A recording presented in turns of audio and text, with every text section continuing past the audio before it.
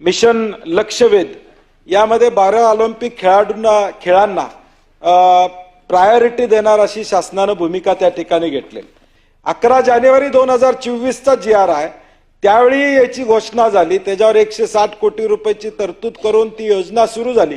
1 वर्षानंतर आता परत राज्यपालांच्या अभिभाषणात काय येते माहित नाही, परंतु त्या अनुषंगाने किमान सरकारला माझी अपेक्षा आहे की फक्त 12 खेळ आपण या ठिकाणी घेतलेले आहेत, परंतु ज्यावेळी उत्तराखंडमध्ये परवा नॅशनल गेम्स झाल्या, मी त्या गेम्सला गेलो होतो, त्या नॅशनल गेम्समध्ये सगळ्यात जास्त मेडल MNG सर्व्हिसेस नंतर महाराष्ट्राला मिळाले।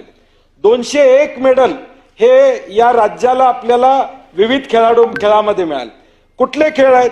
ॲक्वॅटिक्स, स्विमिंग मध्ये 35 मेडल मिळालेले, मॉडर्न पॅन्थॅलॉन मध्ये 13 मेडल आपल्याला मिळालेले आहेत, तायकांडो मध्ये 15 मिळालेले आहेत, सायकलिंग मध्ये 11 मेडल आपल्याला मिळालेले आहेत, जिम्नॅस्टिक मध्ये 24 मेडल आपल्याला त्या ठिकाणी मिळालेले आहेत।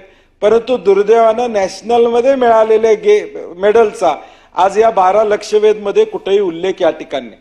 फेन्सिंग सारखा खेळ, जुडो सारखा खेळ, बास्केटबॉल सारखा खेळ, या खेळाडूंना प्रायोरिटी या 12 मध्ये दिसत नाही। काय हरकत नाही, रोईंग आणि सेलिंग हे 2 खेळ घेतले, ते घेण्याबद्दल माझं दुमत नाही आहे, परंतु तिथं किती खेळाडू त्यात सहभागी होतात याचाही विचार शासनाने केला पाहिजे। आणि म्हणून माझी अपेक्षा आहे की फक्त 12 खेळांपुरता मर्यादित न राहता ऑलिम्पिक गेम्स जे काय आहेत त्या सगळ्याला ही योजना लागू करणं अभिप्रेत या ठिकाणी असणार आहे असं माझं मत आहे। कारण की नॅशनल गेम्स मध्ये या पद्धतीचं नियोजन त्या ठिकाणी ज्या पद्धतीनं आपल्या मुलांनी या ठिकाणी यश मिळवलेलं आहे त्याचा विचार